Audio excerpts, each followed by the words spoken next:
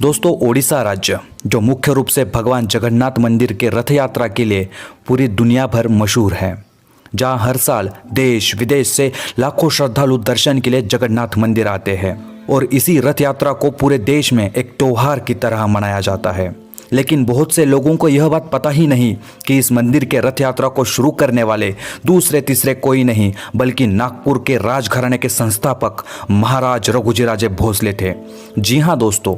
यह मंदिर एक समय धन और वैभव से काफी संपन्नशाली था, परंतु इस मंदिर में स्थित धन की लालसा में कई सारे विदेशी आक्रमणकारियों ने इस मंदिर को लूटा, जिसमें फिरोज शाह तुगलक, जहांगीर, अकबर, औरंगजेब, बंगाल के नवाब जैसे कई सारे बड़े बड़े शासक समाविष्ट थे, जिन्होंने केवल मंदिर की धन संपत्ति को ही नहीं लूटा बल्कि मंदिर के बहुत से हिस्सों को भी तोड़ दिया और मंदिर के आसपास रहने वाले हिंदुओं को मारकर बड़े पैमाने पर रक्तपात किया, जिसकी वजह से मूर्तियों को हर बार मंदिर से बाहर सुरक्षित स्थान पर स्थलांतरित करना पड़ता था।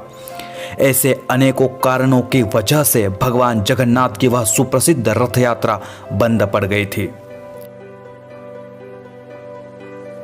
ओडिशा में मराठों का शासन।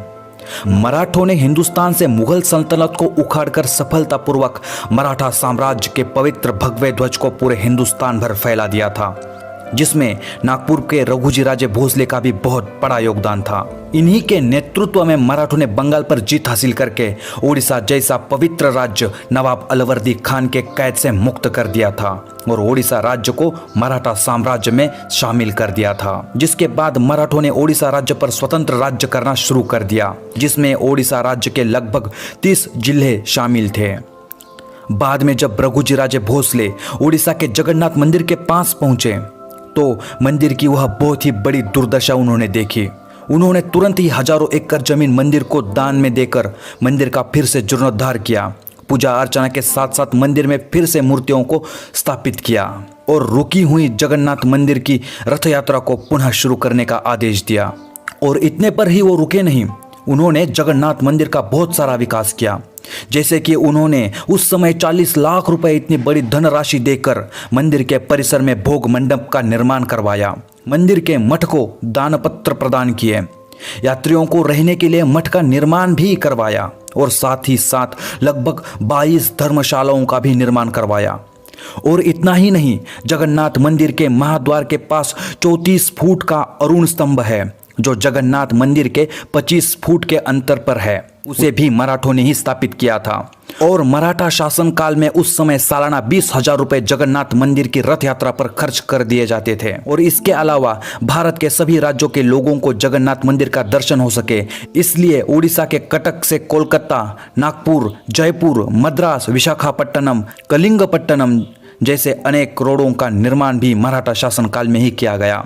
और आवश्यकता अनुसार उस रोड पर पुलों का निर्माण भी करवाया गया। जब हम पुरी शहर में प्रवेश करते हैं तो ऐसा ही हमें 280 फुट का पुल देखने को मिलता है, जिसे 18 नाल पुल कहते हैं, जो आज भी मराठों के वैभव की साक्ष्य देता है। ऐसे ही बहुत प्रयासों के बाद मराठा शासन काल में इस मंदिर का वैभव फिर से लौट आया था। और यहाँ ध्यान देने वाली बात यह है कि मराठा शासन काल में ओडिशा से मुस्लिम शासकों का केवल अंत ही नहीं हुआ बल्कि बाहरी आक्रमणकारियों से भी मंदिर को हमेशा के लिए मुक्त कर दिया। तब से आज तक इस मंदिर की रथ यात्रा बिना किसी रुकावट के हर साल एक नए उत्साह के साथ मनाई जाती है। जगन्नाथ मंदिर की इस रथ यात्रा को भारत के हर कोने कोने तक पहुंचाने का श्रेय नागपुर के भोसले राजवंश को ही दिया जाता है और इसी कारण जगन्नाथ मंदिर के रथ यात्रा के दिन विशेष तौर पर नागपुर के भोसले वंश को विशेष निमंत्रित किया जाता है।